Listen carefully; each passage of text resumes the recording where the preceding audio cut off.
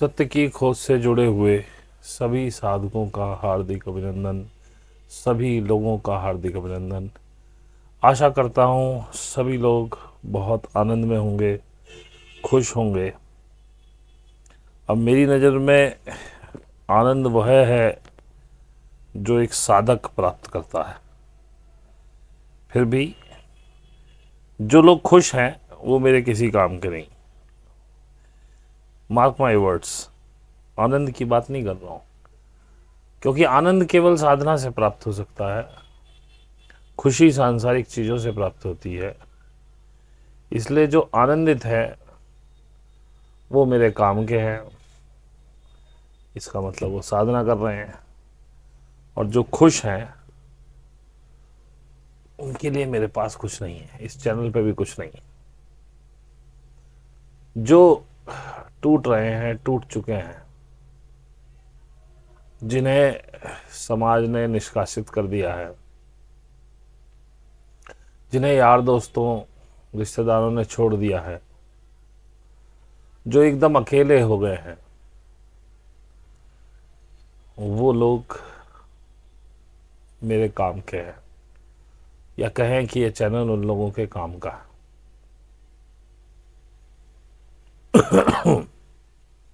तो मेरा कहना यही था कि जो लोग भी इस तरह से परेशान हो चुके हैं वो पुराने वीडियोस देखना शुरू करें, क्योंकि नए वीडियो आपके किसी काम के नहीं है। अभी आप इनको समझ नहीं पाएंगे, आप इनको जान नहीं पाएंगे। बेहतर है 2022 के वीडियो से शुरू करें। लाइव ज़्यादा है उस समय, मेरे टाइमलाइन पर जाएं, उन्हें देखें। मुद्दे की बात पर आने से पहले वही कहना चाहूँगा कि हमारे फेसबुक का एड्रेस हमारी डिस्क्रिप्शन में है, उससे आप वहाँ पे फ्रेंड रिक्वेस्ट भेजिए ताकि आपको हमारी रील्स वगैरह मिलती रहे। इंस्टाग्राम का भी है, उसे फॉलो कर लीजिए। और हमारी ईमेल आईडी है, टेलीग्राम आईडी है, व्हाट्सएप आईडी है।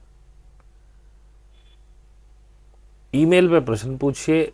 अगर आप मुझसे जुड़ के साधना सीखना चाहते हैं तो बेटर हो टेलीग्राम पे करिए, नहीं तो व्हाट्सएप पे भी कर सकते हैं। वहाँ पे मैं आपको टेलीग्राम आईडी दे दूंगा, फिर आप टेलीग्राम पे आ सकते हैं। व्हाट्सएप में कम चेक करता हूँ, तो व्हाट्सएप करके थोड़ा धैर्य रखें, जब भी मैं देखूंगा रिप्लाई कर दूंगा। आज मेरा मन था कि मैं लाइव करूं, पीछे भी एक किया था, फिर मैंने सोचा लाइव करने का कोई फायदा नहीं है, क्योंकि आप लोग लाइव को अन्यथा ले जाते हैं। उसमें आपके सवाल इतने आने लगते हैं, मैं अपने टॉपिक से भटक जाता हूं। देखिए, अगर आप साधना सीखना चाहते हैं या आप मेरे वीडियो सुनना चाहते हैं तो आपको धैर्य रखना होगा। मैंने लाइव इसीलिए बंद की है क्योंकि आप कहानी पता नहीं कहाँ कहाँ सुइयाँ अटकी रहती हैं, आप पता नहीं क्या क्या बात कर रहे होते हैं और मेरा टॉपिक छूट जाता है। इसलिए फिर मैंने निर्णय लिया कि नहीं, आज भी वीडियो करते हैं, लाइव नहीं करेंगे। महीने में एक क्वेश्चन आंसर का लाइव मैं करता हूँ, उसमें आप आते ही नहीं, उसके नोटिफिकेशन भी पहले ही जारी हो जाते हैं। अब जनवरी में होगा, दिसंबर का निकल गया, लेकिन आप इंटरेस्टेड ही नहीं रहते। अच्छी वीडियोस बनाओ तो 500-700 व्यूज़ ज़्यादा से ज़्यादा आएंगे। कुछ हॉट टॉपिक्स पे बनाओ तो आप 2000-3000 व्यूज़ तक भी चले जाएंगे। खैर, मुझे व्यूज़ से मतलब नहीं, मुझे पता है कि जो 500 देख रहे हैं उनका भी धन्यवाद है। 100 से ज़्यादा तो लोग हैं नहीं जो वास्तव में मुझे देखना चाहते हैं। और मैं भी केवल उन्हीं के लिए बना रहा हूँ जो करना चाहते हैं। सब्सक्राइबर बढ़ाना, वॉच टाइम बढ़ाना, ये कोई मेरा उद्देश्य नहीं है। आज मैंने सोचा फिर से कुछ बात करते हैं इस विषय में कि साधना में आने के लिए कैसे तैयार हुआ जा सके, कैसे साधना को समझें, कैसे पता चले हम साधना के लायक हैं कि नहीं है। तो कुछ इंस्ट्रक्शन मैं इस वीडियो के द्वारा देना चाहता हूं। पहले तो समझें साधना का उद्देश्य क्या है। देखिए, जब तक आपको संसार में आनंद आ रहा है, संसार में रस आ रहा है, आप अपने बच्चों में, पति में, पत्नी में, माँ में, बाप में, भाई में अच्छा महसूस कर रहे हैं, आनंद आ रहा है आपको, ईश्वर की कृपा है, पैसा दिल्ला सही है, सब ठीक ठाक, सब काम चल रहे हैं, और आपके मन में आप किसी भगवान का, अल्लाह का, जीसस का, वाहे गुरु का, किसी का भी आप ध्यान कर रहे हैं और आप आनंदित है, फिर आपको साधना में आने की जरूरत नहीं है। आप टिक ही नहीं पाएंगे। जो भी अपने धर्म पे कट्टर होके लगे हुए हैं, जिनको रस आ रहा है राम, कृष्ण, वाहे गुरु, जीसस, अल्लाह में, जिन्हें कुरान कंठस्थ है, जो पांचों समय की नमाज पढ़ रहे हैं, जो दोनों टाइम संध्या कर रहे हैं, जो चर्च बराबर डेली जाते हैं, जो गुरुद्वारे रोज जा रहे हैं, ग्रंथ साहब की पूरी हाजिरी लगा रहे हैं, उनका साधना वो कर ही नहीं पाएंगे। आप मत आइए, आप खुश हैं अपनी ज़िंदगी में, क्यों? क्योंकि आप आ भी गए, या तो मैं आपको फिर कुछ ऐसा बना के दूं जैसा श्री श्री रविशंकर या ये सदगुरु वाला सिस्टम, कोई सांभवी मुद्रा की जी, या कोई और मुद्रा बना के दूं कि भाई इसे करिए, इसमें आधा घंटे या 15 मिनट में आपको ऐसा लगने लगे। ऐसा मेरे पास कुछ नहीं है, क्योंकि लाइफ में कोई शॉर्टकट होता ही नहीं है, और ध्यान में तो बिल्कुल ही नहीं है। ये तो बहुत धैर्य का विषय है, और अक्सर ऐसे लोगों में धैर्य नहीं होता, उन्हें तो तुरंत आनंद चाहिए। इधर डाला पैसा, इधर आनंद बाहर, इधर एफर्ट डाला, इधर रिएक्शन आनी चाहिए। साधना में ये नहीं होता। तो इसके पात्र कौन है? इसका पात्र वही है, या तो जो पुरानी कोई अच्छी चेतना है और बचपन से वो ना तो कभी भगवान से कनेक्ट हो पा रहा है, घर वाले उसको बता रहे हैं, उसकी समझ में नहीं आ रहा है कॉन्सेप्ट, उसके बहुत सारे अनआंसर्ड क्वेश्चन हैं जो ना गीता में मिल रहे हैं, ना बाइबल में मिल रहे हैं, ना कुरान में मिल रहे हैं, और ना ही ग्रंथ साहब में। 4 मेन धर्मों का जिक्र इसलिए करता हूँ क्योंकि यही 4 मेन धर्म इंडिया में चलते हैं। बाकी और भी धर्म से हों, चाहे कोई यहूदी हो, चाहे कोई पारसी हो, सब की ले कह रहा हूँ। तो अब जो खोज रहा है कि मैं यहाँ क्यों आया, ये क्या, जो इतना जागा हुआ है, जो इतना अवेयर है, वो कह रहा है कि हम कर क्या रहे हैं यहाँ पे, मुझे कुछ समझ में ही नहीं आ रहा है, ये संसार चल कैसे रहा है, हम कर क्या रहे हैं, हमारा उद्देश्य क्या है। जिसकी चेतना में इतना तो पड़ा हुआ है कि केवल बच्चे पैदा करना, शादी कर लेना, पढ़ के 2 पैसे कमा लेना, ये उद्देश्य नहीं हो सकता, तो वो बेचारा ना भगवान के कॉन्सेप्ट को जान पा रहा है, ना उसमें संतुष्ट है, अब जग दिखावे के लिए कर रहा है। उसके लिए वो है साधना का व्यक्ति एलिजिबल, या जिसे सब तरफ से धुतकार दिया गया, क्योंकि धुतकार हमारे यहाँ तभी मिलती है जब आपका पैसा खत्म हो जाए। अगर आपको धुतकार पड़ रही है, इस बार इसका मतलब यही है कि आपके पास अब पैसा नहीं, फिर आप माँ और बाप को भी बुरे लगने लगते हैं, ये सच्चाई है। जब हर तरफ से आपको धुतकारा जा रहा हो, आप बिल्कुल पैसा आप पे रहा नहीं, कर्जे हो रहे हो, परेशान हो, टूटे हुए हो, ऐसा व्यक्ति सबसे पहले भगवान की तरफ जाता है, ज्योतिषियों के पास जाता है। हो तो वहां से भी कुछ नहीं रहा। जब इन भगवानों के पास जाके दुनिया भर के दरों पे माथा टिकाने के बाद और दुनिया भर के ज्योतिषों के पास घूमने के बाद आप आज इस स्थिति में खड़े हो कि अब क्या करूं, कुछ भी काम नहीं कर रहा, तब आप साधना के लिए एलिजिबल है। और इन दो कंडीशन में छोटी छोटी बहुत सारी कंडीशन है, तब जाके आप समझिए कि हाँ मैं साधना करना चाहता हूं। उसके बाद साधना के लिए एक गुरु होना चाहिए, तब आप गुरु की तलाश में निकलिए। और अनेक अनेक गुरुओं को ट्राई कीजिए, बिना ट्राई करे कैसे जान पाएंगे। जैसा मैं हमेशा कहता हूँ, 6 महीने से ज़्यादा मत देना किसी गुरु को। 6 महीने तक देखो वो क्या कह रहा है, उसकी बात 100% फॉलो करना पूरे विश्वास के साथ। क्योंकि अगर आपने विश्वास कम दिखाया और आप नहीं समझ पाए उसकी बात और आप कहें गुरु अच्छा नहीं है, तो आप गलत हैं।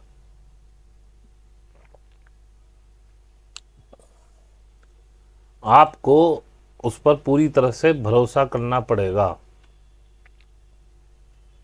और यदि आपने 100% भरोसा किया और आपके अंदर 4-6 महीने में कोई चेंज नहीं आ रहा, 6 महीना मैं मैक्सिमम कह रहा हूँ, वैसे तो 2-3 महीने में चेंज आपको दिखने लगेंगे, पॉजिटिव चेंज, ठहराव, कुछ शांति, जिन परेशानियों में विवादों में घिरे हुए हैं उनसे लड़ने की ताकत और अपना धैर्य और आनंद आने लगा उसी परेशानी में, तब रुक जाना उसके पास। नहीं तो 6 महीने बाद दूसरे गुरु की तलाश करिए। साधना के लिए एलिजिबल होने के लिए आपको अत्यधिक धैर्य की आवश्यकता है। इसमें रातों रात आपको कुछ नहीं मिल सकता, साल 2 साल में भी कुछ नहीं मिल सकता। पहली बात तो मिलता ही नहीं है, और मिलता बहुत कुछ है, जो मिलता है उसका कोई मूल्य नहीं है। लेकिन संसार की दृष्टि में जो भी आपको मिलता है उसका वैसे भी कोई मूल्य नहीं। मतलब ये बात दोनों तरह से कही जा सकती है। एक तो ये है कि जी जो मिलता है उसका कोई मूल्य ही नहीं है, मूल्य ही नहीं है मतलब वो अमूल्य है, उसका कोई मूल्य लगा ही नहीं सकता। और एक बात ये कही जाती है जो मिलता है संसार के लिए उसका कोई मूल्य नहीं है, यानी कि वो वैल्यूलेस है।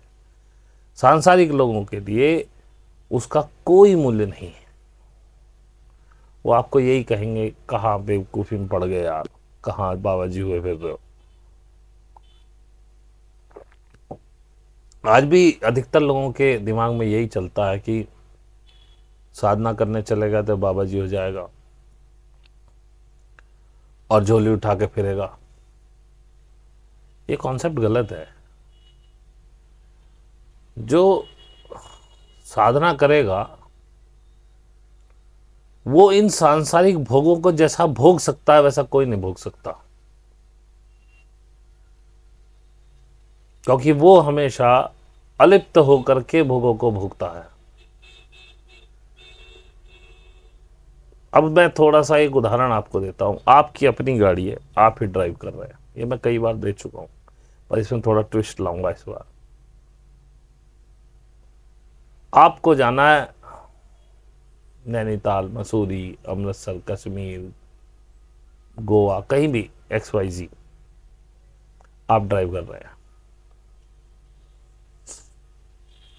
अब आप पे पहले तो पूरी रिस्पॉन्सिबिलिटी है, आपका दिमाग सड़क पे लगा हुआ है, गाड़ी चला रहे हैं, दिमाग भी थकता है, बॉडी भी थकती है। जब गंतव्य पर पहुंचेंगे तो सबसे पहले आपकी चिंता होगी इसे पार्क कहाँ करूं, क्योंकि गाड़ी आपकी, पैसा आपका लगा हुआ है।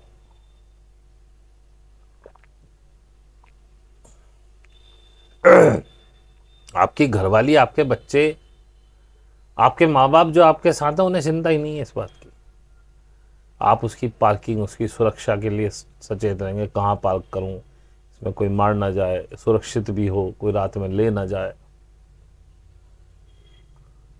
तो आपने गाड़ी का भोग कहाँ भोगा? आप तो गाड़ी की सर्विस कर रहे हैं, गाड़ी आपकी कहाँ सर्विस कर रही है?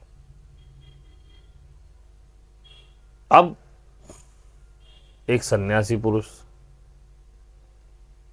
जैसे मैं हूं, मैं गाड़ी पोजेस करता था, मैंने छोड़ दी जब मुझे ये बात समझ में आई। मैं किराए पे लेके जाता हूँ, ना गाड़ी मेरी है, ना ड्राइविंग मुझे करनी है। कोई सिग्नल तोड़ दिया उसका चालान मुझे नहीं भरना है, ओवर स्पीडिंग होगी उसका चालान मुझे नहीं भरना है। बस मुझे उसको पैसा देना जो तय हुआ है, प्लस टोल टैक्स देना है और पार्किंग देनी है। अब पहली बात तो हम कहीं भी जा रहे हैं, मैं पिछली सीट पे आराम से लेट के जा रहा हूँ। मेरा मन कर रहा है मैं सो जा रहा हूँ, मेरा मन कर जा रहा है मैं उठ जा रहा हूँ, जरा मेरा मन करता है चल भी गाड़ी लगा ले, कुछ खाते पीते हैं। मैं नहीं देख रहा गाड़ी कहाँ खड़ी है, ड्राइवर कहाँ है। मैं सीधा गाड़ी से उतरता हूँ, जाता हूँ, खाता पीता हूँ, वापस आने से पहले से फ़ोन करता हूँ आ जाओ भाई गाड़ी पे चल रहा है। फिर गंतव्य पे पहुँचता हूँ, जहाँ मुझे जाना होता है मैं गाड़ी से उतरता हूँ, अपने होटल में चेक इन करता हूँ, भाड़ में जाए गाड़ी वाला, भाड़ में जाए गाड़ी, और मस्ती से सोता हूँ। रात में मुझे चिंता ही नहीं है गाड़ी कहाँ खड़ी है कहाँ नहीं खड़ी, वो मेरी टेंशन ही नहीं है। अब आप खुद सोचिए किसने ज़्यादा भोगा इस गाड़ी को, मैंने या उस व्यक्ति ने जिसकी अपनी गाड़ी थी और वो खुद चला रहा था? ऐसे भोगता सन्यासी। ये एक एग्जाम्पल था, ऐसे अनेक एग्जाम्पल है। आप कभी भोग ही नहीं सकते, सांसारिक व्यक्ति कभी किसी भोग को भोगता ही नहीं। वो किसी परिस्थिति के साथ गमन कर रहा हो, उसे टेंशन लगी रहेगी, कोई देख ना ले, कोई आना जाए, बात लीक ना हो जाए, फलाना ढिमकाना। परिस्त्री गमन की बात कर रहा हूँ। अब आप कहेंगे कि क्या अजीब बात कर रहा हूँ, मुझे तो ये कहना चाहिए कि परिस्त्री गमन करना ही नहीं चाहिए। ये बिल्कुल ठीक बात है, नहीं करना चाहिए। लेकिन कोई परिस्थिति बन गई, कोई ऐसी परिस्थिति बन गई कि आपको किसी परिस्त्री के साथ या परिस्त्री को किसी स्त्री को पराये मर्द के साथ संबंध बनाने पड़ गए, तो अगर मैं पुरुष हूं, मैं उसमें अपनी पत्नी समझ के रमण करूंगा। मेरा हृदय खराब नहीं है, ना मुझे कोई टेंशन है। और कोई स्त्री अगर पर पुरुष के साथ गमन कर रही हो, अपना पति समझ के करे। यही तो वननेस है, सभी तो एक हैं। इस चीज पर वननेस खत्म हो जाएगी और वैसे आप वननेस की बात करेंगे। मन में कोई विकार नहीं आया, मैंने अपनी स्त्री को भोगा और मैं अपने घर आ गया। ये होता सन्यासी। अब मेरा उसका कोई संबंध नहीं। आम आदमी करेगा तो अगले दिन फिर चिपकेगा उससे, फिर बात करने की कोशिश करेगा, जाएगा, मिलेगा, फिर सोचेगा एक बार और संबंध बन जाए। सन्यासी को मतलब ही नहीं, कोई सिचुएशन बनी थी वो हो गई खत्म। अब ये जरूरी नहीं है देखो सन्यासी की तो इच्छा ही नहीं होगी, पहली बात।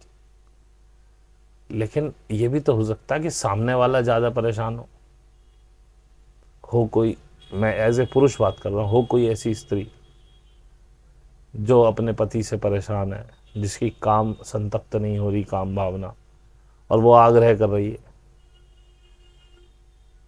ये तो मैंने, अगर मैं गलत नहीं हूं तो शायद मैंने भागवत में कहीं पढ़ा है या कल्याण में कहीं पढ़ा है, दोनों में से एक जगह पढ़ा है कि काम संतप्त हुई स्त्री को छोड़ना महापाप है। अगर वो आपसे प्रणय निवेदन करे तो आपको करना चाहिए, ऐसा लिखा है। लेकिन मैं इसे वाइसा वर्षा सत्य मानता हूं, आदमी के लिए भी ये उतना ही सत्य है। खैर ये विषय नहीं, ये मैं सिर्फ आपको एग्जाम्पल दिया कि सन्यासी कैसे भोगता है। अभी मैं इस घर में रह रहा हूं, सारी सुख सुविधाओं के साथ रह रहा हूं, लेकिन इन सुविधाओं के छीनने का कोई दिमाग में नहीं है। छिन भी जाए तो भी ऐसे ही रहूंगा, है तो भी ठीक है, नहीं है तो भी ठीक है। ऐसा होता है सन्यासी का भोग। क्योंकि वो लिप्त होकर के नहीं भोगता। और जब आप किसी चीज में लिप्त हो जाए तो आप क्या ही भोगेंगे उसे। शादी जब आप करते हैं, आप आनंद नहीं उठा रहे होते हैं, उठा वो रहे होते हैं जो आपकी शादी में साक्षी बने होते हैं। दूल्हा घोड़ी बैठा है, बाराती नाच रहे हैं, शराब पी रहे हैं, मन करा थोड़ी देर नाच लिए, फिर चले गए पंडाल में, खा पी आए। दूल्हा भी घोड़ी पे बैठा है। पता चला बारात आधी खा भी चुकी, दूल्हा भी घोड़ी पे बैठा है। जैसे तैसे वो पहुंचा, खाना पीना तो बेचारे को क्या ही मिलेगा, सबसे पहले वो और रस्में होनी शुरू हो जाती है, फिर उसे खाना पीना खिलाते हैं। दूल्हा दुल्हन को ठंडा खाना मिलता लास्ट में। बढ़िया माल, तर माल जो था वो तो चट करके जा चुके बाराती। तो मजा कौन ले रहा? जिसकी शादी हो रही है या जो साक्षी है? कहने का मतलब यह है, जब भी आप किसी भी कार्य में लिप्त हो जाते हैं तो आप आनंद नहीं उठा सकते। आनंद वही उठा सकता है जो साक्षी हो गया। और सन्यासी साक्षी हो जाता है हर बात के लिए, हर इवेंट के लिए। हालांकि ये साक्षी भाव भी आते आते आता है। जैसे मैंने पहले बताया कि धैर्य होना बहुत जरूरी। तो मैं ये बातें आपको इसलिए बता रहा हूं कि जब आप ये निर्णय करें कि हमें साधना करनी चाहिए, तो इन बातों पे आपका गौर जाना चाहिए कि हम साधना के लायक हुए कि नहीं हुए। आप बचपने में आ जाते हैं, आपके अपने पुराने सीखे हुए ज्ञान वो चल रहे हैं आपके दिमाग में, आप कंपेयर कर रहे हैं, चीज़ों को समझ नहीं पा रहे। या तो आप रुक ही जाइए कि भाई चलो, क्योंकि जो आपने आज तक ज्ञान सीखा है उसको शून्य करने में भी तो समय लगता है गुरु को। इसीलिए जो लोग भगवान में मानते हैं या अपने और भी कोई रीति रिवाज मानते हैं ज़्यादा, उनको सीखने में उतना ही ज़्यादा समय लगता है, क्योंकि उनका एक सेक्शन आता है, पहले उनका ज्ञान शून्य हो फिर नया ज्ञान चले।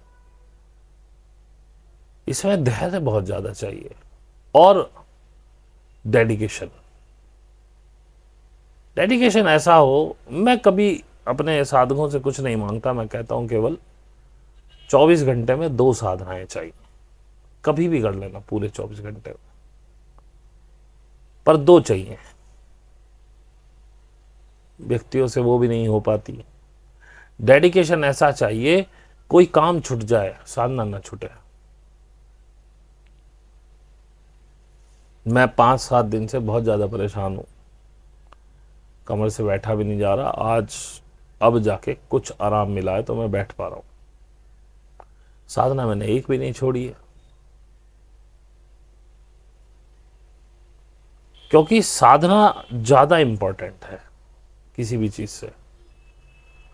और जब वो लगातार होने लगती है तो आपके अंदर ये साक्षी भाव भी उसी से उत्पन्न होता है।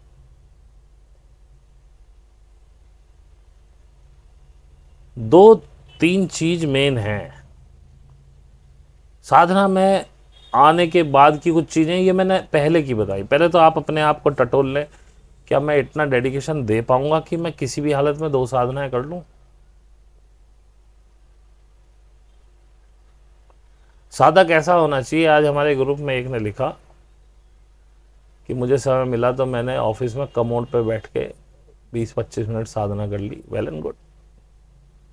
साधक को क्या फर्क पड़ता है कि वो मंदिर में बैठा है कि कमोड पे बैठा है? ऐसा होना चाहिए साधक। ऐसी उत्कंठा होनी चाहिए कि मुझे साधना करनी है, बाहर में जाए दुनियादारी, कहीं भी बैठ के मैं कर सकता हूं।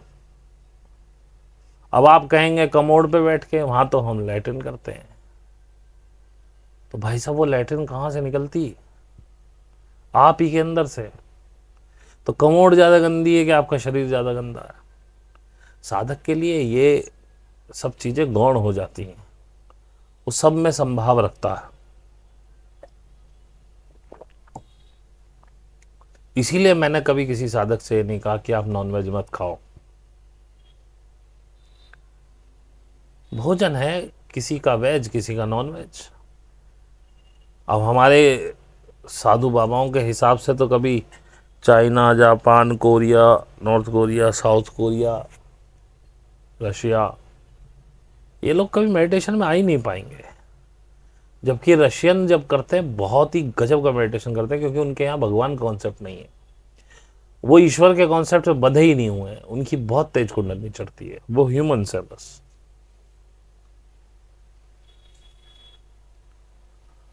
कोई कबीलाइट मिल जाए, कोई आदिवासी मिल जाए, उसकी कुंडली बहुत तेज चलेगी, क्योंकि उनके ऐसे कॉन्सेप्ट ही नहीं है जिनमें आप बंधे हुए।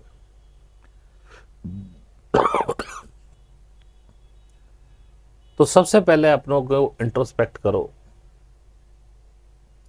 क्या मुझ में इतना धैर्य है? क्या मैं 3-4 साल वेट कर सकता हूं कि मुझे कुछ अनुभव हो जाए? मेरे यहाँ लोग अभी आए हैं, हालांकि सीरियस हैं, लेकिन बीच बीच में पूछते हैं कुछ हो नहीं रहा, कुछ हो नहीं रहा। अरे क्या करवाना चाहते हो सब रहा है, तुम्हें दिख नहीं रहा। क्षण क्षण, पल पल कुछ हो रहा है तुम्हारे साथ, लेकिन तुम्हें नहीं दिख रहा। 6-8 महीने बाद जब पीछे मुड़ के देखोगे कि हम क्या थे, तब पता चलेगा कि बहुत कुछ घट चुका तुम्हारे साथ। तो धैर्य होना बहुत जरूरी है। गुरु पर विश्वास, जिस भी गुरु के पास जा रहे हो, मेरे पास आ रहे हो, किसी और के पास जा रहे हो, उस पर पूर्ण विश्वास। जैसे मैंने कहा, उसे जांचते रहो, लेकिन 6 महीने पूर्ण विश्वास करो उसकी बातों पे, उसे एज इट इज फॉलो करो। एक हमारे साधक हैं, उन्होंने कहा जी कुछ एक ही जगह फंसा सा हुआ, आगे नहीं बढ़ पा रहा। मैंने पूछा जितनी बातें मैंने बताई तुमने 100% फॉलो की हैं? बोले नहीं की। मैं तो फिर सवाल ही बेकार है। जिस दिन 100% फॉलो करने लगो, उससे 6 महीने का समय लेना, फिर मुझे बताना कुछ हुआ कि नहीं हुआ। तो पेशेंट ही होना बहुत जरूरी है। क्या आप में इतना पेशेंस है कि आप 10-20 साल लगा सकते हैं थोड़े से अनुभव आने के लिए? तब आप साधना में आना। हो ये उससे पहले ही जाएगा, लेकिन आप में इतना धैर्य होना चाहिए। ये बात महीने, 2 महीने, 6 महीने की है ही नहीं। यदि आपको लगता है कि आप 6 महीने में कुछ अचीव कर लेंगे, कुछ देख रहे हैं, एक एक्सपीरियंस करने आ रहे हो, तो कोई दिक्कत नहीं है। लेकिन आओ तो भाई सीरियस होके आओ कि कुछ ले पाओ। मत आओ किसने कहा कि आपको साधना करनी है, मत आओ। लेकिन आओ तो बहुत सीरियस होके आओ। अपने आप को जांच के आओ, क्या मेरे अंदर इतना धैर्य है? क्या मेरे अंदर इतना डेडिकेशन है? ये आपसे सब कुछ छीन लेगी। पहली बात तो यदि आपके पास रिश्तेदार हैं, उनमें आपकी आसक्ति है, तो आप अभी मत आइए। आप गलती कर रहे हैं, आप बहुत जल्दी आ रहे हैं, क्योंकि आपको उन्हें छोड़ना मुश्किल हो जाएगा, और उतना ही लंबा फिर आपको यहाँ धैर्य रखना पड़ेगा। उससे बढ़िया है कि आप पहले उनके असली फेसेस देख लो। जब आपको लगे कि अब मैं इन्हें छोड़ने को तैयार हूं, तब आ जाना। सॉरी।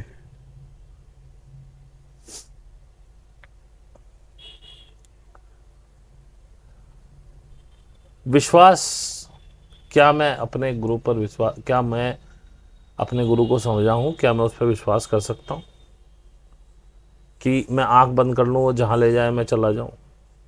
इस लेवल का विश्वास ही तो मैं आगे ले जा सकता। उसके लिए जैसे मैं हमेशा कहता हूं, मेरी 100-150 वीडियोस देखो, मुझे जानो, ऐसे ही मत आओ।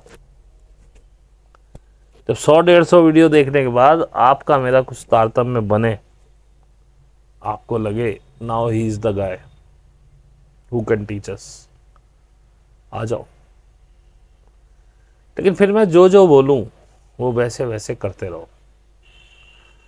आप नहीं करते हैं तो भी मैं ज़्यादा टोकता नहीं हूँ, 1-2 बार टोकता हूँ। पहली बात तो मैं हर एक को टोकता ही नहीं हूँ। किसी किसी साधक में मुझे उम्मीद दिखाई देती है कि यह कुछ अच्छा कर सकता है और जल्दी कर सकता है, उस पर मैं थोड़ा ज़्यादा उसको टोका टाकी करता हूँ।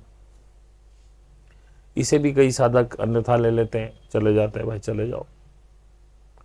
नॉर्मली मैं, अगर मुझे वाइब्स नहीं आती है ज़्यादा अच्छी किसी से, तो मैं ज़्यादा टोकता टाकता नहीं हूँ उसको, भाई तू करता रहे। यहाँ आने के बाद बड़ी परेशानियां आपको आएंगी, नेगेटिव एनर्जीज आपको रोकेंगी इस पथ पे जाने के लिए। गुरु बता देगा आपको कि कैसे आपको उनसे निकलना है, लेकिन साधक तो बता ही नहीं पाते अपने मार्गदर्शक को भी कि हमारे साथ चल क्या रहा है। बहुत सी चीज़ों में उनको शर्म आती है, कैसे कहें, लोग क्या सोचेंगे। अरे मेरे ग्रुप में कौन जानता तुमको। जब तक बोलोगे नहीं, बताओगे नहीं, कोई समाधान नहीं है। हाँ, आप अपनी सिचुएशन बताएं कि मैं यहाँ फंस रहा हूँ, इस वजह से प्रॉब्लम है, तो तुम्हारा गुरु तुम्हें कुछ ना कुछ बता ही देगा निकलने के लिए। शुरू में बड़ी दिक्कतें आती, बीमार पड़ने लगोगे, घर में प्रॉब्लम्स आ जाएंगी। और अगर आपने अब तक अपना dark night of the soul नहीं भोगा है, तो ये ट्रिगर कर देगी उसे। अगर आपने, इसीलिए मैं कह रहा हूँ, जो टूट चुका हो वो आ जाए, इसका मतलब वो dark night of the soul से गुजर रहा है, उसके लिए बढ़िया है। लेकिन कोई हंसी खुशी खेल रहा है, तो उसने अभी dark night of the soul देखा ही नहीं है, तोड़ के फेंक देता भाई साहब। पैसे से भी, सेहत से भी, रिश्तेदारी से भी कोई तुम्हारे पास खड़ा नहीं रहता।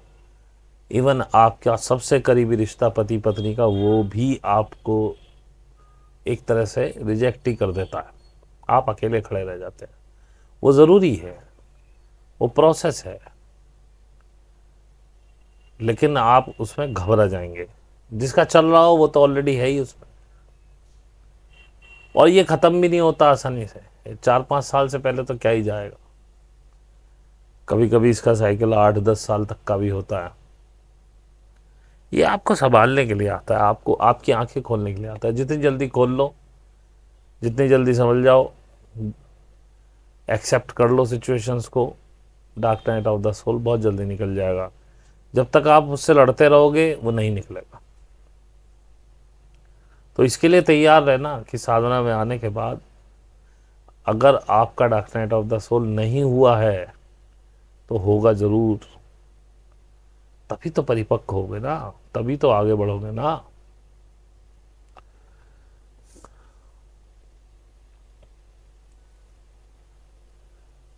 बिना उसके नहीं हो सकता। ये हो गया। बाकी तो कुछ खास बातें हैं नहीं, बाकी तो बहुत सारी बातें मैं बताता ही रहता हूँ आपको। अब थोड़ा सा मैं डिस्क्राइब कर देता हूँ कि साधना में क्या होता है। मैंने पहले भी बताया, फिर बता देता हूँ। साधना में सबसे बड़ी जो कहानी है वो आती है अवेयरनेस, वॉचफुलनेस, साक्षी होना जिसे कहते हैं। अब हमारे यहाँ भी बहुत से लोग कहते हैं जी हम साक्षी हो गए या नहीं हो पा रहे हैं। अरे तुम नहीं हो पाओगे, ये खुद से होगा। तुम्हें केवल साधना करनी है और तुम्हें साक्षी होना भी नहीं है, साक्षी भी तुम हो जाओगे। इसी के लिए सूत्र है, जैसे राखो वैसे रहो। अगर आपको परेशानी में रखा जा रहा है, उसे स्वीकार लो, रखो, आराम रखो। उसके लिए चेहरे पर शंका ना हो, शोक ना हो। और अगर आपको पैसे दिए जा रहे हैं तो उसका घमंड ना आए। सम रहो, सौम्य रहो, और आप ऐसे हो जाएंगे। आपको कुछ नहीं करना, ये ऑटोमेटिक होगा। सब कुछ खुद हो। सिर्फ आपको साधना करनी है और अवेयर रहना है। अभी बहुत से लोगों को ये रहता है कि हम साधना करें तो एकदम शांति आ जाएगी, हम आंख बंद करेंगे और बस एकदम शांत हो जाएंगे। ओम ओम की ध्वनि करेंगे या कुछ म्यूज़िक लगा लेंगे मेडिटेटिव। वो शुरुआत में ज़रूरी भी है, क्योंकि आपका जो दिमाग है वो साइलेंस एक्सेप्ट नहीं कर सकता। आपके अंदर के शोर को दबाने के लिए क्रिया योग में अक्सर क्या है, दुनिया भर की क्रियाएं करिए कि आपका अंदर का शोर तो बाहर ही ना आए। अब उसमें ऊपर ऊपर से तो सब होता है, अंदर से क्लियरेंस नहीं होती। और सहज योग में क्या है, शांत होना है अंदर से। तो शुरुआत में हम भी कहते हैं चलो आप कोई मेडिटेटिव म्यूजिक लगा लो, क्योंकि आप साइलेंट बैठ ही नहीं पाओगे, क्योंकि अंदर जितना शोर है वो जब निकल के आता है वो आपको पागल कर देता है। आप कहते हैं मेरे को तो इतने विचार तो नॉर्मल ही नहीं आते, तो आंख बंद करते ही इन्होंने तो इतना भयंकर बवाल मचा दिया। मैं सोच रहा हूँ कि मैं साधना कर रहा हूँ कि क्या कर रहा हूँ, मेरे से नहीं हो पा रही है। लेकिन आपको पता नहीं है, क्योंकि आपकी इंद्रियां बाहर देख रही होती, आपका ध्यान हमेशा बाहर की तरफ होता है। आप इस शोर को कभी सुन ही नहीं पाए थे। ये दिन में भी रहता आपके पास, लेकिन आप डिस्ट्रैक्ट रहते हैं, कभी इस काम में कभी उस काम में। उसको फ़ोन कर, उससे हा हू कर, उससे कुछ पूछ, उससे कुछ मंगा। आप अगर 5 मिनट भी साइलेंट बैठ जाए तो ये शोर उतना ही जोर से सुनाई देगा आपको, लेकिन आप शांत है ही नहीं। सहज योग में यही होता है, जो हम साधना पे बैठाते हैं वो इसीलिए बैठाते हैं कि शांत होकर बैठो थोड़ी देर, 20 minute, 25 minute, 30 minute, 40 minute, 50 minute. और इस शोर को सिर्फ सुनो, फिर सिर्फ देखो, अवेयर होके, साक्षी बन के उसमें घुलो मिलो मत। लेकिन शुरू में ये भी नहीं होता, उस विचार में आप घुसने लगते हैं, क्योंकि आदत पड़ी हुई है वैसी। तो उससे डरो मत, घबराओ मत, उसका कोई गिल्ट मत करो कि मुझसे नहीं हो पा रहा है, अच्छों से नहीं हो पाता है। तुम्हारी क्या औकात है, मुझसे भी नहीं हो पाया था। लेकिन रोज रोज करो। आज अगर 1 सेकंड के भी लिए अवेयर हो गए तुम, केवल 1 सेकंड के लिए, तो संभावनाएं बढ़ गई कि कल को 2 सेकंड के लिए हो पाओगे, परसों 3 सेकंड के लिए हो पाओगे। अगर तुम पूरे महीने में केवल 5 सेकंड के लिए भी अवेयर हो गए ड्यूरिंग साधना, 5 सेकंड के लिए भी साक्षी भाव में आ गए, वो भी बहुत बड़ी उपलब्धि है। आपके विचार चल रहे हैं, आप उसमें डूब गए, एकदम से याद आया अरे ये मैं क्या कर रहा हूँ, मुझे तो सिर्फ देखने दे, मैं क्यों घुस गया। अब उसका गिल्ट मत करो, जो गया सो बीत गया। अब वॉच करने लगो, फिर तुम देखोगे थोड़ी देर में फिर घूम जाओगे तुम उसी में। फिर तुम्हें 5 मिनट बाद याद आएगा अरे मैं फिर विचार में घुस रहा हूँ। करते करते होगा, धीरे धीरे टाइमिंग बढ़ेगी वॉचफुलनेस की, साक्षी होने की। और कभी भी विचारों को रोकने की गलती मत करना। अगर आपने इसको सप्रेस किया, ये डबल हो जाएंगे। इसको केवल अवेयरनेस से हराया जा सकता है। विचार को खत्म करने का केवल एक ही तरीका है कि आप साक्षी भाव से उसे देखने लग जाएं। विचारों को, बड़े शाई होते हैं विचार, अगर विचारों को ये पता लग जाए कोई मुझे देख रहा है तो वो चुप हो जाएंगे। और यदि आप विचारों को रोकने का प्रयत्न करेंगे तो विचार इतने जिद्दी होते हैं कि वो अपनी पावर दुगनी कर देंगे। इसलिए साधना में कभी ये सोच के मत आना कि तुम साइलेंट बैठ जाओगे। मैं भी आज तक साइलेंट नहीं बैठा हूं, अभी तक भी साइलेंट नहीं हुआ हूं। विचार बदल गए हैं, विचार की टाइमिंग बदल गई है, लेकिन साइलेंट नहीं हूं। तो जो मैं ही नहीं हूं, मैं उसका आपसे कैसे एक्सपेक्ट कर सकता हूं। और मैं भी कभी आप ही के उसमें था, दुनिया भर के विचार पागलपने चलते रहते थे, लेकिन बस करता गया। मुझ में तो इतनी अकल भी नहीं थी जितनी मैं आज आपको दे रहा हूँ। मुझे तो इतना भी नहीं पता था, बस मैं तो करता रहा। मुझे कोई सिखाने वाला नहीं था कि भैया इतने विचार आते हैं, ये आते हैं, वो आते हैं। लेकिन मैं गौर करने लगा जब मैं 1 महीना, मुझे साधना को हो गया 1-2 महीना, कि जितने विचार मुझे साधना में आ रहे हैं, साधना के बाद नहीं आ रहे हैं। दिन में मैं शांत हो रहा हूँ, फिर माता जी को सुनना शुरू किया था तो उन्होंने कहा ध्यान अपनी तरफ, ध्यान अपनी तरफ। और वो जो ध्यान अपनी तरफ अपनी तरफ अपनी तरफ होता रहा, उससे बड़ा आराम होने लगा।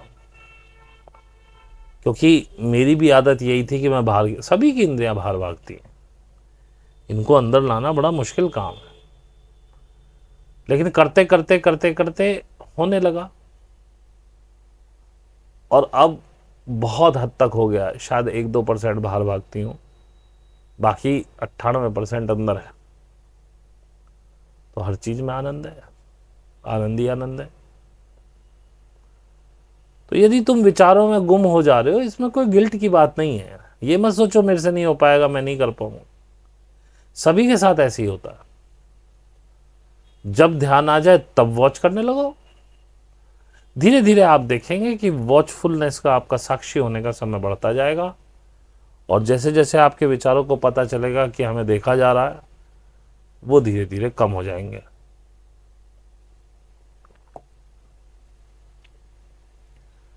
और इसमें सबसे जरूरी है क्षमा करना। जिनसे आप लोगों को प्रॉब्लम हुई या जिन्हें आपने प्रॉब्लम दी, सभी से क्षमा मांगो। अब लोग अपनी, बड़ा दिमाग, बहुत तेज चलता है दिमाग, क्योंकि इसको पता है यदि मैं इसको ये सब काम करने दूंगा तो मुझे मार डालेगा। मरना कोई नहीं चाहता, तो ये अपनी अपनी कहानियां बनाता है। तो लोगों को सलाह देता है, वहां जाके क्या माफी मांगनी, साधना में माफी मांग लो और साधना में ही माफ कर दो। ईगो खेल गई आपके साथ, और लोग जी मैंने वो साधना में मांग ली थी। तो ठीक है, जा करके देख, फिर क्यों नहीं हो रहा जब साधना में मांग ली थी। तो मांगनी तो फिजिकली ही पड़ेगी, या फोन पे मांग सकते हैं। आमना सामना होना चाहिए, वार्तालाप होना चाहिए, दोनों तरफ से बातें इधर उधर आनी जानी चाहिए, तब होगा। तुम बेवकूफ बना रहे हो, दिमाग तुम्हारा बेवकूफ बना रहा है। जिसका कोई अस्तित्व नहीं वो तुम्हें चला रहा है। सागर में आए तूफान की तरह है, हवाएं आई, सागर के ही पानी को यूज करके बड़ी बड़ी लहरें बना दी, बड़े बड़े शिप पलट दिए, हवाएं बंद हो गई। वही सागर का पानी था, दोबारा सागर में मिल गया और शांत हो गया। ऐसे ही दिमाग है, इसका कोई अस्तित्व नहीं है। केवल जब आपके विचारों की हवाएं चलती हैं, विचारों के बवंडर चलते हैं, तो उसका नाम है माइंड। और ये आप ही की इमोशंस और भावनाओं को खेल करके आपके अंदर एक तूफान मचा देता है, जिसमें आप स्वयं डूब जाते हैं, जिससे आप परेशान होते हैं। अगर आपने ये विचार रूपी हवाएं, ये बवंडर बंद कर लिए, तो आपकी भावनाएं, आपका चित्त शांत हो जाएगा, बात खत्म हो गई। इससे आगे कुछ कहने सुनने को है ही नहीं।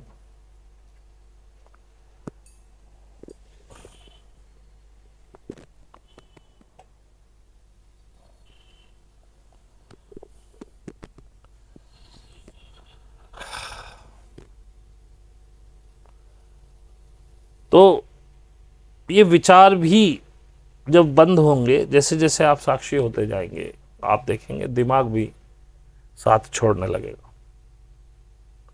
और एक बार दिमाग हटा, आप साक्षी हुए,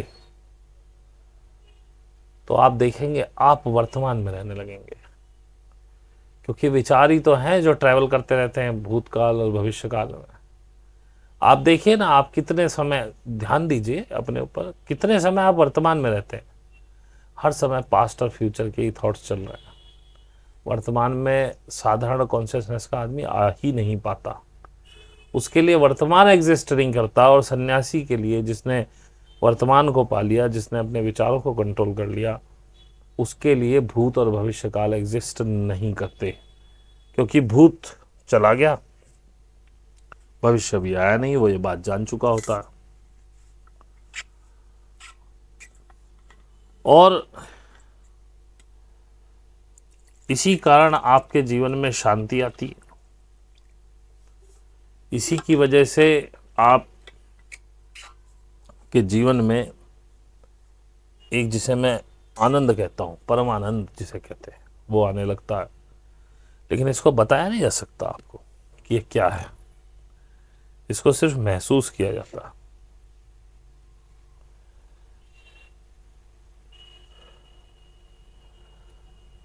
इसको जिसने पा लिया वो नाचता गाता फिरेगा। जितने भी नॉर्मल कॉन्शियसनेस के लोग हैं उनको पता रहता है कि हमें बहुत कुछ पता है। वो हमेशा इसी ईगो में रहेगा, मैं ये भी जानता हूँ, मैं वो भी जानता हूँ। अभी लाइव भी होता है, कुछ लोग आते हैं कि साबित कर सकें कि मुझे कुछ नहीं आता। मैं पहले ही हाथ जोड़ लेता हूँ, हाँ मुझे आता ही नहीं कुछ भी, मुझे साबित ही नहीं करना भाई, क्योंकि मुझे पता है मुझे कुछ नहीं आता। बस एक अवेयर पीपल और नॉन अवेयर पीपल में इतना ही फर्क है। नॉर्मल कॉन्शियसनेस और हायर कॉन्शियसनेस में इतना ही फर्क है। नॉर्मल कॉन्शियसनेस वाले व्यक्ति को कुछ नहीं पता, फिर भी वह कहता है कि मुझे बहुत कुछ आता है। और हाई कॉन्शियसनेस वाले व्यक्ति को इतना पता है कि उसे कुछ नहीं पता। सुकरात ने भी यही कहा था कि मैं बस इतना जानता हूं कि मैं कुछ नहीं जानता। तो जो उस समय उधर ओरेकल होती थी, ओरेकल होती थी या होते थे कहना चाहिए, ओरेकल एक पद भी है, कोई फीमेल वो नहीं। तो ओरेकल ने उसको वाइज मैन चुना था।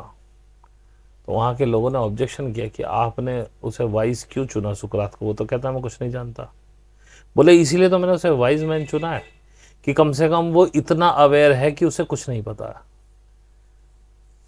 तुम तो इतने भी अवेयर नहीं हो कि तुम्हें कुछ नहीं पता।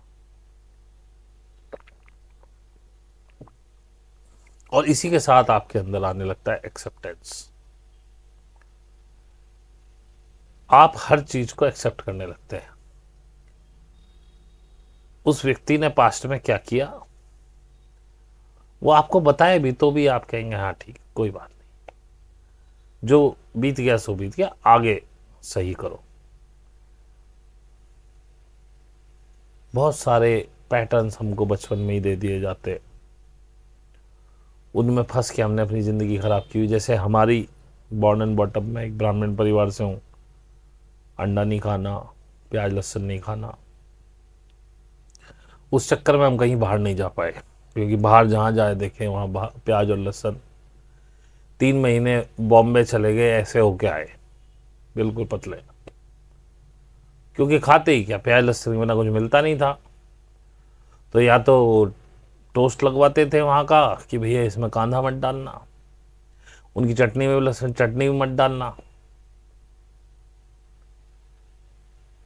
केला और दूध खा रहे हैं,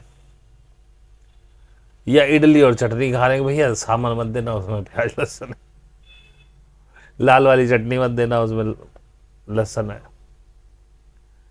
उत्पम बनवा खा रहे भैया इसमें प्याज मत डालना, भेल बनवा रहे भैया कांदा मत डालना। बस इन्हीं पे 3 महीने काटे, बहुत पतले हो गए। घर वाले देख के गए ये तुमने क्या करे, मैंने क्या करे, प्याज लहसुन नहीं मिलता वहाँ सब। ऐसे बहुत सारे पैटर्न्स आपको मिले हैं अपने परिवारों में भी। कोई कहेगा भगवान की पूजा करे बिना, स्नान करे बिना खाना नहीं खाना। आज मैंने स्नान ही नहीं किया, तबीयत की वजह से मुझसे झुका नहीं जा रहा था नहाने के लिए। तो क्या हुआ, क्या फ़र्क पड़ गया एक दिन नहीं नहाए तो। पहले मैं भी ऐसा ही था। अगर मेरे को नहाने के लिए 3 भी बज जाए और मैंने हाथ नहीं जोड़े भगवान के, मैं कुछ खा नहीं सकता था, बहुत भूखा मरा हूँ मैं। लड़कियों को पैटर्न देना आपको वर्जिन रहना है, क्यों भाई, लड़का हस्तमैथुन करता रहे, लड़कियों को हस्तमैथुन करने की भी आज़ादी नहीं है बेचारियों को, क्योंकि उसका हाइमन एक ऐसी चीज़ है। हाइमन लड़कों में भी होता, कोई देखता नहीं है। मेरा हाइमन आज तक नहीं टूटा, तो मैं क्या वर्जिन हूँ। और लड़कियों में कि भाई हाइमन नहीं टूटना चाहिए, जबकि हाइमन दौड़ने से, साइकिलिंग से, खेलकूद से भी टूट जाया करता है। तो अब इसकी एक इंडस्ट्री चल गई है, स्पेशल हाइमन लगवाती हैं लड़कियां, और अक्सर जो सीधी सादी लड़कियां होती हैं वो नहीं लगवाती, जो खूब खेली खाई उनको पता है यार ये हाइमन दिक्कत करेगा, तो उसकी सर्जरी होती है, हाइमन दोबारा लगता है। बना लो तुम बेवकूफ, तुम लगा लो शर्तें। उनको क्यों इतना, ये एक समस्या नहीं है, ऐसी पता नहीं कितनी है। एक लड़की विधवा हो जाए वो फिर भी दूसरे मर्द से सेक्स नहीं कर सकती, क्यों भाई? खुद सोच के देखो, तुम शादीशुदा हो, खुद सोच के देखो, तुम्हारा पति तुमसे 1 महीने तुम्हें हाथ ना लगाए, तुम्हारी क्या हालत रहती। और उसके पास ऑप्शन ही नहीं है, तुम्हारा तो फिर भी महीने में नहीं तो 1.5 महीने में कभी ना कभी तो कुछ हो जाएगा। वो कैसे संभालेगी अपने आप को? जरा उसकी बॉडी में घुस के देखो ना। हाँ, कोई विधवा पुरुष हो, विदुर कहते हैं, वो कहीं भी कुछ भी कर ले, कोई प्रॉब्लम नहीं है। हाँ, इसकी घरवाली नहीं है इसलिए। लड़कियों में क्या कमी है भाई? उनके अरमान नहीं है? ऐसी बहुत सारी चीज़ें आप थोपे हुए, तो छोटी मोटी चीज़ जो ज़्यादा हिट करती है वही मैं बोलता हूँ। ऐसे तो पता नहीं कितने पैटर्न्स हैं, पहले कितने थे। ऊंची जातियों में नीचे जातियों के हाथ का खाना नहीं खाएंगे, बहुत सी जातियाँ ऐसी थी जिन्हें देखने से भी नहाते थे, बहुत सी से छू के नहाते थे। भैया पता नहीं क्या क्या था, बहुत दूर हो गया, लेकिन अभी भी बहुत पिछड़े इलाकों में सब चल रहा है, वैसा ही चल रहा है। वहाँ आप जाएंगे आपको लगेगा आप 100 साल पीछे आ गए।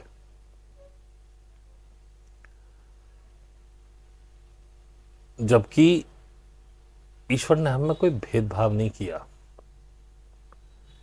अगर एक ईसाई लड़की और मोमडन लड़का आपस में शादी कर लें तो मनुष्य ही पैदा होगा, कोई स्पीसीज नई नहीं निकलेगी।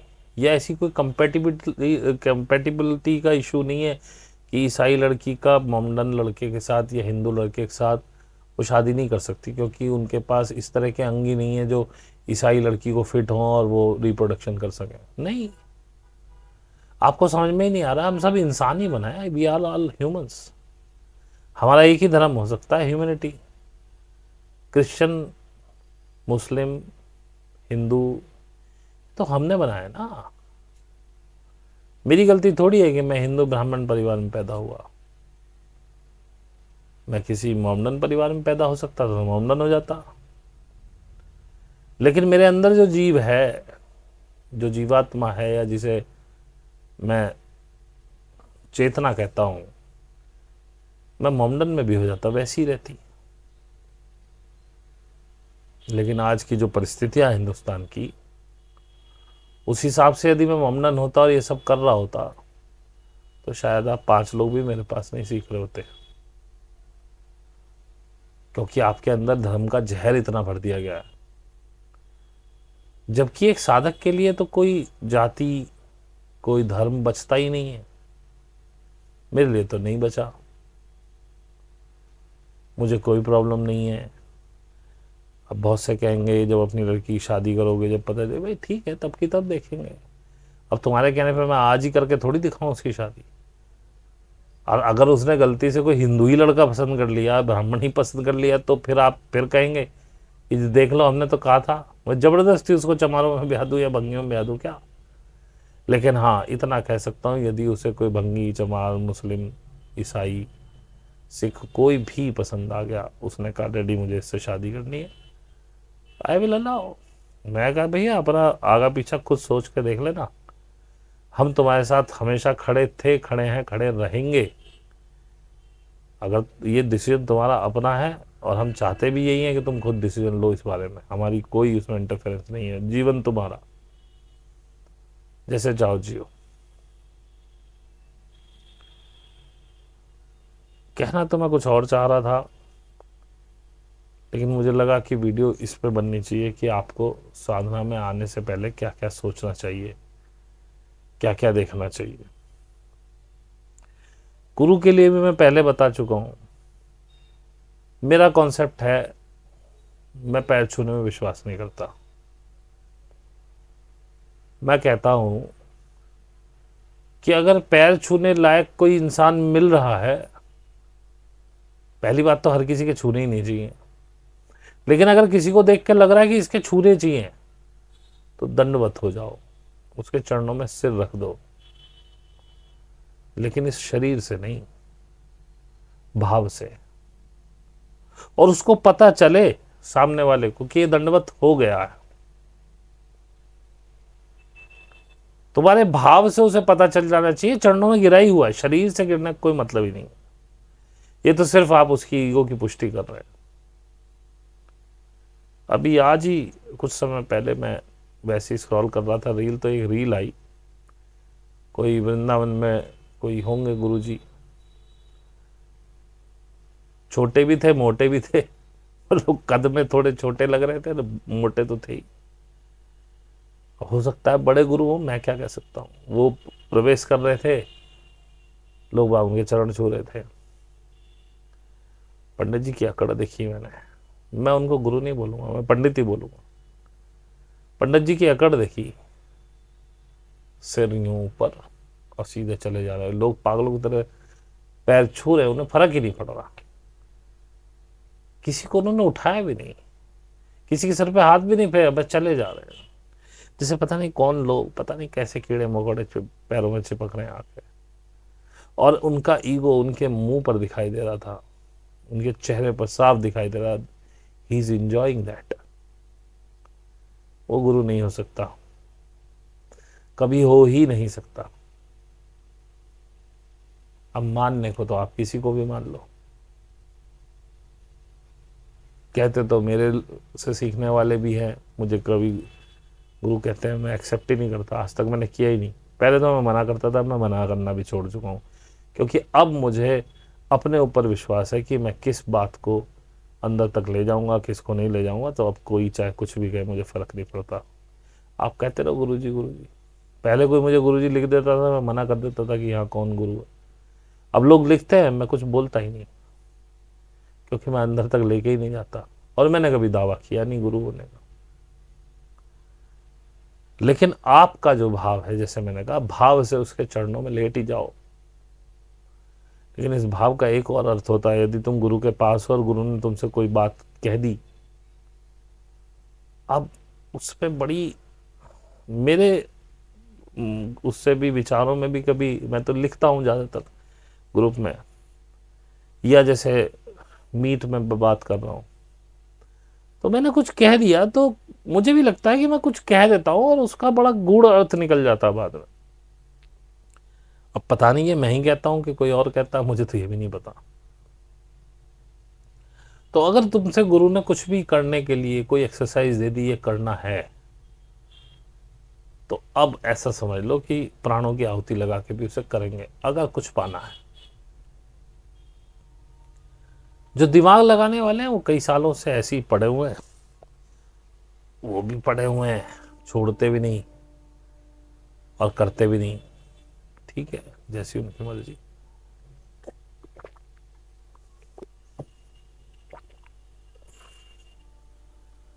तो उनका इसलिए भी छोड़ देता हूं कि मीट वगैरह अटेंड करते हैं बराबर, कुछ तो जा ही रहा होगा अंदर। जो मीट भी ना अटेंड करे, फिर उसको तो हटाना ही पड़ता है। नहीं बात करते तो नहीं बात करते, मेरी भी सिरदर्दी कम है ना, मेरा उनकी कोई जिम्मेदारी है ना, कोई उनसे कोई लिंक भी नहीं बनता। कभी आ जाएगी उन्हें अकल, तो तब की तब देखेंगे। अगर आप गुरु की बताई हुई बात का अनुसरण वैसे ही नहीं कर रहे हैं जैसे उसने बताया, नहीं समझ में आया, उसे 10 बार पूछ लो।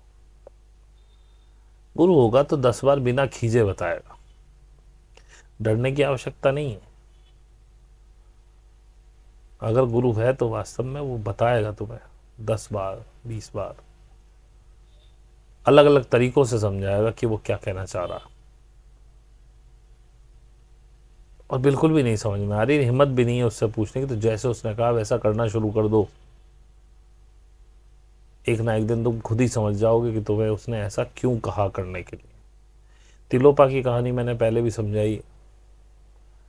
जब वो अपने गुरु के पास गया तो उससे पूछा उसने कि क्या, किस लिए आए हो?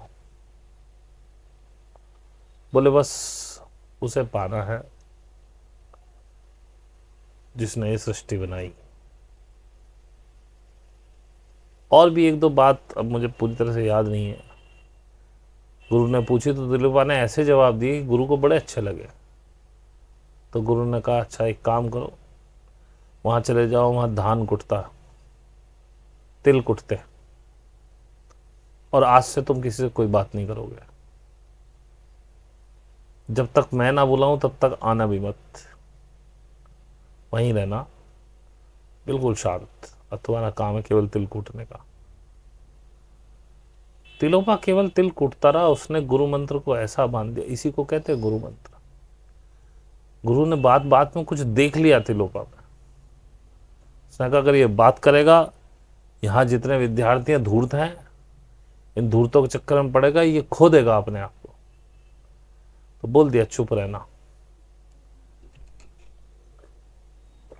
बोल दिया कि शांत रहना, बोलना मत किसी से, बात ही मत करना आज से, जब तक मैं ना बुलाऊं तुम्हें, जब तक मैं बोलने को ना कहूं, और बस ध्यान तिलों पे रखना।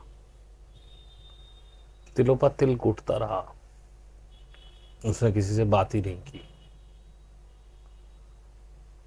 एक दिन जब गुरु बोले कि भाई अब मेरा गद्दी छोड़ने का समय आ गया, अंत समय आ गया है, मैं चाहता हूं पहली गद्दी हैंडओवर कर दूं, आप कोई ऐसा वाक्य लिखें इस दीवार पे जिससे मुझे लगे कि आप एलिजिबल हैं। तो ये कहानी मैं पहले सुना चुका हूं, तो ज़्यादा डिटेल में नहीं जाऊंगा क्योंकि अभी मुझे डिटेल में याद भी नहीं है वो सारे वाक्य।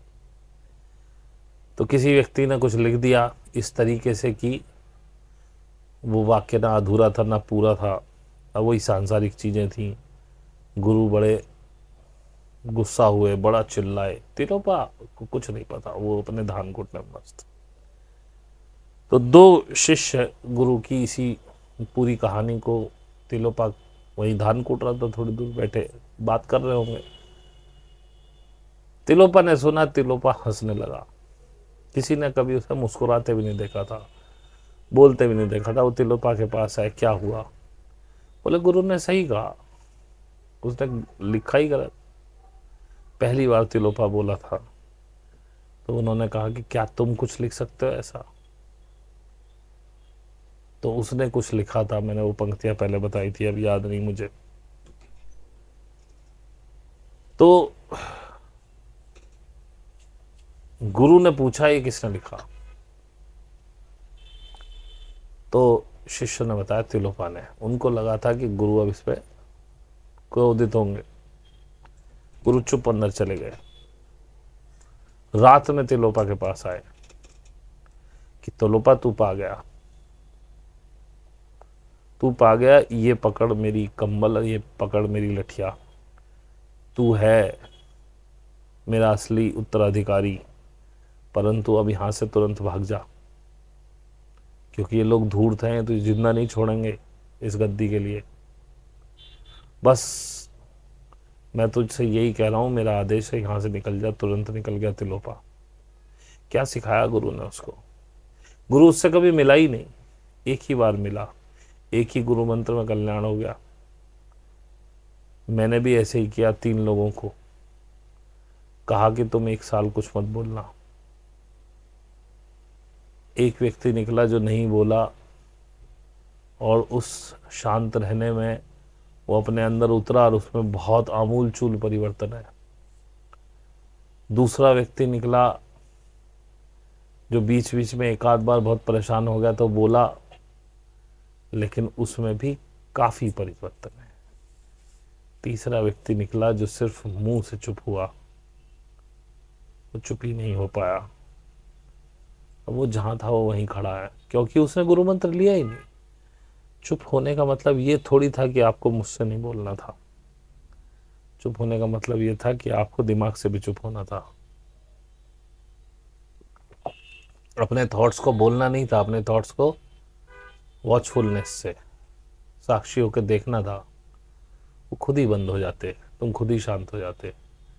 पर थॉट्स को तुमने पानी दिया, जबान तुमने बंद रखी और तुम गुरु मंत्र ले ही नहीं पाए। जिसने ले लिया वो सक्सेसफुल है। अब मार्च तक उनको बोलने के लिए मना किया हुआ है। मार्च के बाद उनको ओपन करेंगे, देखेंगे क्या होता है। तो ऐसा होता है गुरु मंत्र, इसे कहते हैं गुरु मंत्र। इन जनरल मैंने कह दिया कि अब जो जो भी आपके थॉट्स आते हैं साधना में लिखा करो। कुछ लोगों ने फॉलो करना शुरू कर दिया, थॉट्स कम होते गए। एक लड़का बड़ा फंसा हुआ था, मैं देखता रहा, मैं चलो देखते हैं। एक दिन उसने लिखा, ये मैं क्या कर रहा हूं, इतना समय हो गया मैं इन्हीं में फंसा हुआ हूं। मैंने कहा अब इसकी प्रज्ञा निकली और आज वो थॉट्स को बहुत हद तक कंट्रोल करने लगा है and he is becoming happy. अगले 6 महीने में उसका कुछ और ही हाल होगा। एक और ऐसा ही था, उसको भी बहुत आनंद है। मैंने तो सबको दिया था ये गुरु मंत्र, जिसने किया उसने फायदा उठाया। इसे कहते हैं गुरु मंत्र। अब जिसको मैंने कहा कि तू माफ़ी मांग ले, माफ़ी उससे मांगी नहीं जा रही। वो किसी के पास नहीं गया और मुझसे कह रहा है मेरे को कुछ, मैं आगे ही नहीं बढ़ पा रहा। बढ़ेगा कैसे? तूने जो मंत्र होते हैं गुरु के आगे बढ़ाने के लिए वो तूने फॉलो ही नहीं किए, तू बढ़ेगा कैसे? तो इसीलिए कहते थे कि हर साधक के लिए गुरु मंत्र अलग होता है। अब ये तो पकड़ लिया गुरुओं ने, पुराने बुद्धिस्ट किताबों से बहुत कुछ चुराया हिंदुओं ने। एक्चुअली में ये अब्राहमिक रिलीजन है, हिंदू भी। असली धर्म था बुद्ध और जैन, बौद्ध और जैन। वहाँ से कुछ महायान से, कुछ थेरवाद से, कुछ वज्रयान से, ऐसे ही साधना की तो पूरी प्रक्रिया ही वही है। उपनिषद का पूरा ज्ञान वहीं से आया और वहीं से अच्छी अच्छी चीज़ें चुरा ली, वहीं से 4-4 5-5 चीज़ें उठा ली। जैसे कि जी गुरु की अवज्ञा नहीं करनी चाहिए, गुरु की आज्ञा का आंख मूंद के पालन करना चाहिए। गुरु भी तो हो। गुरु क्या होता है ये कहीं डिफाइन नहीं किया गया हिंदू धर्म में। बस शिष्य कैसा हो, शिष्य को क्या करना चाहिए क्या नहीं करना चाहिए गुरु के प्रति, वो सब है। लेकिन गुरु कैसा हो वो उन्होंने नहीं बताया। वो वज्रयान बताता है, वो त्रिपिटक बताता है, वो बुद्ध बताते हैं गुरु कैसा हो। यहाँ तो गुरु ऐसे हैं जो 10 रुपये चढ़ाएगा थाली में, उसको तो गुरु के पास भी ना आने दिया जाए, उसके पास तो बस आरती की थाली पहुंचेगी। 10,000 वाला अगली लाइन में और 50,000 वाला स्टेज पे और 1-2 लाख देने वाला गुरु की प्राइवेट कुटिया में जाता है बात करने। उसे गुरु आधा घंटा 1 घंटे का समय देता है। लेकिन गुरु की सम्यक दृष्टि होनी चाहिए। गुरु अवेलेबल होना चाहिए अपने हर शिष्य के लिए। काहे का गुरु जिससे आप बात ही नहीं कर पा रहे? मैं इस पे प्रश्न नहीं उठा रहा कि आप किस गुरु से सीख रहे हैं, सीखो जिससे सीखना। बस मुझे एक अंदर अपने ही सवाल उठाओ, क्या मैं अपने गुरु से मिल सकता हूं? क्या मैं उससे बात कर सकता हूं? क्या मैं, कोई मुझे समस्या आ रही है, क्या मैं उससे डिस्कशन कर सकता हूं? और अगर नहीं कर सकता हूं तो काहे का गुरु?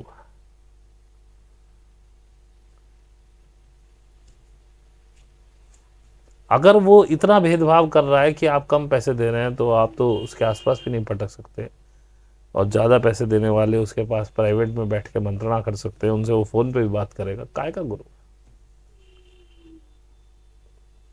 गुरु के लिए तो सारे शिष्य एक बराबर होने चाहिए थे ना।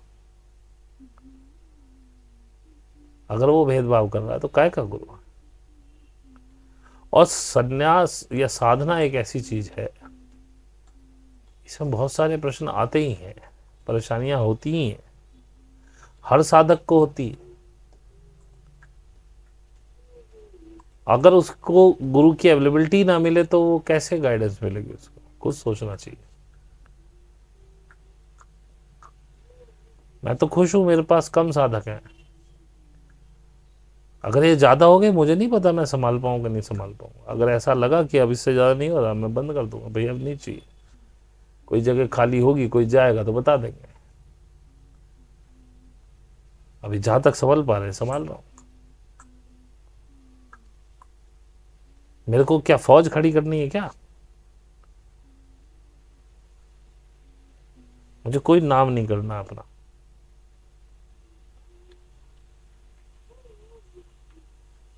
मुझे ईमानदारी से जो मैंने सीखा है वो मुझे सिखाना है, और मैं सिखा सकता ही नहीं हूं, मैं तो सिर्फ बता सकता हूं। सीखते तो आप खुद है। अब जो सीख रहे हैं, जो सीखना चाह रहे हैं वो सीख रहे हैं, जो नहीं सीखना चाह रहे हैं वो नहीं सीख रहे हैं। मैं किसी पे फोर्स नहीं करता हूं, अपनी बातें बता रहा हूं। लेकिन ये भी बात है, केवल यूट्यूब वीडियो से देख करके आपको ज्ञान नहीं मिल सकता। फिर भी अगर आप वीडियो देख के खुश हैं तो खुश रहिए, खुश होने से मतलब है। आनंद अगर इसमें आ रहा है, बातें समझ में आ रही है, ठीक है, अच्छी बात है। जैसा मैंने पहले ही कहा कि ये वीडियोस तो केवल इसलिए बनाई जाती हैं कि आप लोग टच में रहें, और ना जाने कब आपका कीड़ा उछल जाए कि नहीं अब तो सीखना ही है भाई, अब नहीं रह सकते। आई थी एक देवी जी पहले, देवी जी मतलब स्त्री, किसी का नाम नहीं है। बोली मैं तो पहले भी थी जी आपके ग्रुप में, और अब मुझे लगा बस मैंने एनपीसी का वीडियो देखा, अब तो मुझे करना ही है। इतने अति उत्साह के साथ जो आता है वो तड़ाक से जाता है। वो मैडम एक दिन भी मीट में नहीं आ पाई। पता नहीं उन्होंने कभी साधना की कि नहीं की। दूसरी आई, उनको तो जरा सा कुछ लिख दिया, घी को हटो की चली गई। एक आई जो बहुत ज़्यादा पूजा पाठी थी। ऐसे लोगों से मैं डरता हूँ, मुझे पता है इनके ये नहीं जा पाएंगे। फिर भी किसी का मार्ग तो नहीं अवरुद्ध किया जा सकता ना। अगर वो कह रहा है मैं सीखूंगा, ठीक है भाई सीख ले। वो भी गई। जब आप आ ही नहीं रहे, मीट में नहीं आ रहे, अपडेट नहीं दे रहे, क्या ही करोगे। तो ये सिर्फ इसलिए बनाई जा रही है वीडियोस, पता नहीं आपका किस दिन अंदर से विवेक जाग जाए कि नहीं अब तो करते हैं। लेकिन मुझे भी पता है कि मेरी भी एक कैपेसिटी है। जिस दिन वो हिट होगी उस दिन के बाद मैं कहूँगा कि भाई मेरे बस का नहीं है। और मैं इंतज़ार कर रहा हूँ कि कोई साधक तैयार हो जाए ग्रुप में से, कि जब ये पोजीशन आए तो मैं कहूँ कि ठीक है चलो आप स्टार्टिंग इनसे सीख लो, बाकी मैं खड़ा हूँ पीछे। पर अभी तो खैर मेरी अभी कैपेसिटी है इतनी, तो थोड़ी बहुत तो है। जिस दिन बंद होगी तब तक शायद वो साधक भी कोई ना कोई तैयार हो ही जाएगा। अब वीडियो कितनी भी लंबी की जा सकती है, लेकिन ज़्यादा लंबी नहीं करते। आज के लिए बस इतना ही। आशा है कुछ ठीक बोला होगा, कुछ समझ में आया होगा। सही लगा हो तो लाइक कर देना, सब्सक्राइब कर लेना, शेयर कर देना, कमेंट कर देना, और दोबारा से इसको शुरू से सुनना और जांचना अपने आप को कि क्या मैं मेरे पास आने से पहले क्या मैं सीखने लायक हो चुका हूँ। अगर लगे कि हाँ सीखने लायक हो गया हूँ तभी आइएगा, नहीं तो अभी और कुछ दिन वॉच करिए अपने आप को। आज के लिए इतना ही। बहुत बहुत धन्यवाद।